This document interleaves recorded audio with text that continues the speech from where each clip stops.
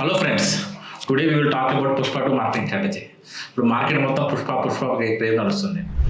So వాళ్ళు చేసిన differentiation ఏంటంటే, దీనిలో నేను అబ్జర్వ్ చేసింది, ట్రెడిషనల్ వేలో వెళ్ళకుండా వాళ్ళు లైవ్ ఎక్స్పీరియన్స్ ఇవ్వడం ట్రై చేశారు యూజర్స్కి. లెటస్ సే ఎగ్జాంపుల్, వాళ్ళు కొన్ని ప్రీ రిలీజ్ ఈవెంట్స్ కానీ ట్రైలర్ రిలీజ్ ఈవెంట్స్ కానీ టైర్ 2 సిరీస్లో పెట్టారు. సో అన్ని మూవీ బ్రాండ్స్ ఏం చేస్తాయంటే ఈవెంట్స్ అనేది ముంబైలో చేస్తాయి, కానీ వీళ్ళు పాట్నాలో చేశారు. అది కాకుండా pre release events Kochi, Mumbai, Chennai and హైదరాబాద్లో చేశారు. సో వాళ్ళు స్ట్రాటజిక్గా ఎప్పుడు మీడియాలో ఉంటాయి ట్రై చేసేవాళ్ళు ఏదో ఒక న్యూస్తో. ఇవి కాకుండా సేమ్ టీము బ్రాండ్ కొలాబ్స్ అయ్యి డిఫరెంట్ క్యాంపెయిన్స్ చేశాయి.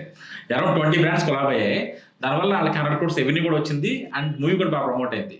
దీని ఎఫెక్ట్ ఏంటంటే, నెట్ఫ్లిక్స్ ఓటీటీ రైట్స్ కోసం 270 crores ఆఫర్ చేసిందంట. Movie theatre rights 650 crores sale out అయ్యాయంట. అండ్ ఇది కాకుండా వాళ్ళకి బ్రాండ్ కొలాబ్స్ నుంచి 100 crores వచ్చింది.